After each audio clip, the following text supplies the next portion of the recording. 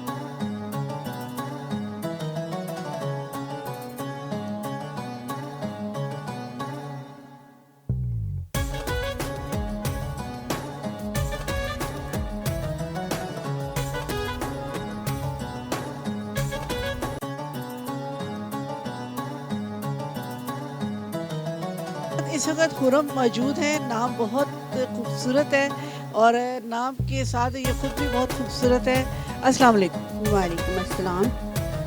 खुरम इस वक्त टाउनशिप बाज़ार में अपना ये मिट्टी के बर्तन लगाती हैं और इसमें मुख्तलिफ़ चीज़ें हैं मिट्टी के बर्तन में। तो हम इनसे पूछते हैं, इनकी ज़ुबानी पूछते हैं कि ये इस काम की तरफ कैसे आई हैं। इनकी कहानी हम इन्हीं की ज़ुबानी सुनते हैं। जी खुरम। जी, अस्सलाम वालेकुम। मैं तकरीबन 8 साल से ये काम कर रही हूँ। 8 साल पहले 15 साल पहले मेरे हस्बैंड को दिमाग में चोट लगी थी, जिसकी वजह से जो है ना मैं ये दुकान पे नहीं बैठती थी, सिलाई वगैरह करती थी अपनी, और उसमें बच्चों का गुजारा नहीं होता था। बस इसकी वजह से ना मैंने सोचा किसी फैक्ट्री में काम कर लिया जाए या कहीं और जॉब कर ली जाए। लेकिन जो है ना, मदर इन लॉ ने कहा कि फैक्ट्रियों के माहौल ठीक नहीं है, आपने फैक्ट्री में नहीं जाना काम करने, आप अंदर बैठ के अपने हस्बैंड का काम देखो, उसको संभालो। फिर मैंने कुछ सोच समझ के बाद मैंने कहा चलो ठीक है, लेकिन मुझे मार्केटिंग आती नहीं थी। मेरे आस पास दुकान वालों ने, इधर ने, जो मेरे पास कस्टमर्स मेरे आते थे, उन्होंने मुझे बहुत हौसला दिया। लेडीज़ जो आती हैं वो मुझे हौसला देती रही हैं कि कोई आप चोरी नहीं कर रही हैं, आप काम कर रही हैं, आपने अपने बच्चों की रोज़ी कमानी है। इसलिए मैं फिर ये स्टॉल पे बैठी हूँ। खुरम, आपकी तालीम कितनी है? मैंने इंटर किया हुआ है। मैंने देखिए, अगर तालीम के हिसाब से आपको जॉब भी कोई मुश्किल ही मिलनी थी। हाँ जी, जॉब भी मुश्किल थी, लेकिन फैक्ट्री वगैरह में जो थी ना, मेरे मिलने जुलने वाली फैक्ट्रियों में काम करती थी। लेकिन मदर इन लॉ ने कहा कि फैक्ट्रियों का माहौल नहीं ठीक होता, तो आप जो है ना फैक्ट्री में जॉब ना करें। शुरू जब आप बाज़ार में बैठी हैं तो आपको बड़ा अजीब सा फील हुआ होगा और आपने कैसे सरवाइव किया? मुझे इतना अजीब मैं फ़ील हुआ कि मुझे चीज़ों के रेट्स का नहीं पता था।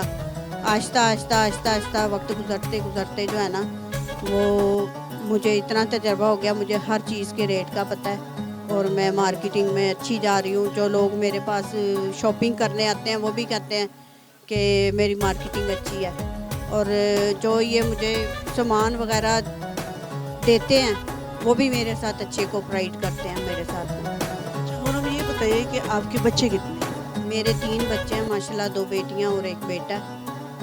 जब मैंने ये काम किया था छोटे छोटे थे, बड़ी मुश्किल से बच्चे इतने हो गए हैं कि अब ज़रा अगर मैं इस काम पे जॉब इस पे बैठी हूँ ना, तो अपना थोड़ा बहुत काम कर लेते हैं। बच्ची मेरी प्री 9th में हो गई है, वो पढ़ती है, कहती है मम्मा मुझे डॉक्टर बनाना है आपने। कोशिश तो है, अल्लाह ताला उसकी परसेंटेज जितनी आती है मैं उनसे कहती हूँ बच्चे मैं आपको जो है ना आपके साथ हेल्प कर सकती हूँ, आपकी के साथ चल सकती हूँ, लेकिन वादा नहीं कर सकती आप तक इतने अच्छे नंबर लें कि आपको हुकूमत पाकिस्तान पढ़ाए, आपको स्कॉलरशिप मिले। स्कॉलरशिप मिल सकती है बच्चों को। अच्छा मुझे ये बताएं कि जब आप आती थी, शॉप पे आती थी, एक तो आपकी टाइमिंग क्या थी, किस टाइम आती थी किस टाइम आप जाती थी, तो बच्चे कौन संभालता था? बच्चे मैं खुद ही देखती थी, खुद ही कभी बच्चों को देख लेना, कभी दुकान देख लेनी है, मेरे साथ कोई भी नहीं था। मतलब आपकी कोई सास, कोई ससुर, कोई ससुराल से या कोई मेका से कोई किसी ने मदद नहीं की? मेरे मैके में मदद करते थे, जाहिर है थोड़ी, इतनी मदद तो नहीं ना कोई कर सकता, थोड़ी बहुत हेल्प कर देते थे पैसों की इसकी। और ससुराल में मदर लो थी जो वो पैरों से चल नहीं सकती थी, वो बच्चे को लेके ही बैठ सकती थी। तो अच्छा मुझे ये बताएं कि बाजार के जो मर्द हैं उनका रवैया आपके साथ कैसा है? अल्लाह का शुक्र है, जो बाज़ार के जो मर्द हैं, साथ आसपास वाले जो दुकानदार हैं, वो भी मुझे बहनों की तरह, भाभी की तरह समझते हैं और मेरी काफ़ी हेल्प करते हैं, और मुझे यानी कि महसूस नहीं होने देते कि ये गैर मर्द हैं। शोहर का क्या बना और आपने उनका इलाज करवाया? हाँ जी, उनको पागल खाने में दाखिल करवाया था, उनको दौरा ज़हनी तौर पे पड़ता था, और उनका वहाँ से अभी तक 15 साल हो गए, अभी तक इलाज चल रहा है। यानी कि अभी तक हॉस्पिटल में ही है? हॉस्पिटल में नहीं है, हॉस्पिटल में दाखिल कराया था, जब वो ज़रा अप्रूवमेंट में आई है तो उन्होंने छुट्टी दे दी थी, घर में ही दवाइयाँ खाती। तो ये दवाइयाँ भी तो इनकी अच्छी खासी महंगी होती है, मेरे नॉलेज में है। तो अब तो एक छोटी सी भी आप डिस्प्रिन भी लेने जाए तो वो भी इस कदर महंगी है, तो वो तो दवाइयाँ काफ़ी महंगी होती है, तो आप कैसे मैनेज करती हैं? मैं बस इसी में से मैनेज करती हूँ, कुछ दवाइयाँ उधर से मिल जाती हैं, कुछ जो ज़्यादा महंगी होती हैं वो फिर मुझे लेनी पड़ती हैं, वो मैं लेती हूँ, क्योंकि ज़िंदगी के साथ है सब कुछ, मैंने गुजारा करना ही है। अब बच्चे आप पढ़ा रही, तीनों बच्चे पढ़ रहे हैं आप? तीनों बच्चे पढ़ रहे हैं माशाल्लाह। कौन सी क्लास में? प्री 9th में बेटी है, एक 7th क्लास में बेटा है, एक 4th क्लास में बेटी है छोटी। गवर्नमेंट स्कूल में है कोई है, मतलब प्राइवेट स्कूल? गवर्नमेंट स्कूल में मैंने नहीं डाला बच्चों को, गवर्नमेंट स्कूलों में जो है ना, अब मैं कह रही हूँ कि वहाँ पढ़ाई जो है ना,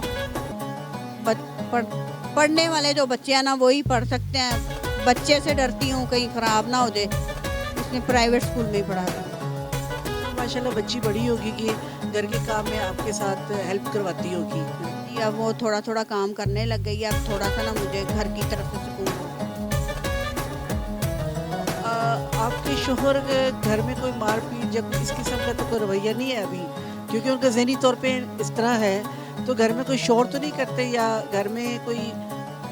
नहीं, वो 15 साल हो गए दवाई खाते हुए, दवाइयाँ खिला के उनको सुस्त कर दिया दवाइयों से ना, वैसे वो तोड़ फोड़ करते थे, दौरा पड़ता था जब पूरा घर तोड़ देते थे, तो नशा दवाइयाँ कुछ इस तरह देते हैं उनको,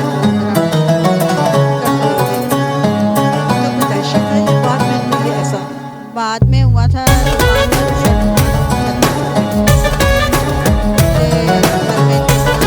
मेरा थोड़ा टाँके लगे, जब वो होश में आया तो सही नहीं था, फिर वो चीज़ें तोड़ने लगे। इस कदर तो अच्छा आपका घर अपना है या किराए पे? नहीं, मेरा घर अपना तो नहीं है, ससुराल का ही घर है। ये मतलब किराया नहीं देना पड़ता ना? किराया नहीं देना पड़ता, ये सुकून है। तो अच्छा अब तो बिजली के बिल इस कदर ज़्यादा आ रहे हैं, गैस के बिल इस कदर ज़्यादा आ रहे हैं, और महंगाई भी इतनी है, आटा बहुत महंगा हो गया है, और हर चीज़ को आग लग गई है, तो ये आप पूरा कर लेती हैं सारे खर्चात?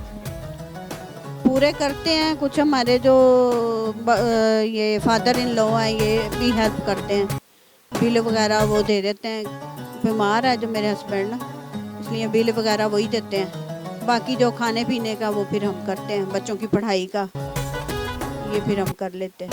तो मुझे ये बताएं कि जब औरत पे ये सारी जिम्मेदारियां आ जाती हैं, घर भी है, बच्चे भी हैं, और बाहर का रोजगार भी है, तो कैसे मैनेज कर लेती है औरत?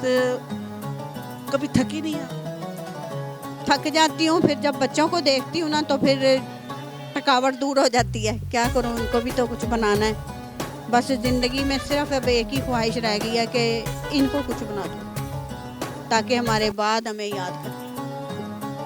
बच्चों के फ्यूचर के लिए एक माँ किस कदर तंग दो कर रही है कि वो रात के इस पहर में, अब ठंड पड़ गई है, वो बच्चों की रोटी रोजी के लिए इस वक्त बैठी हुई है ताकि कोई गाहक आ जाए और उनकी रोजी में इजाफा हो जाए।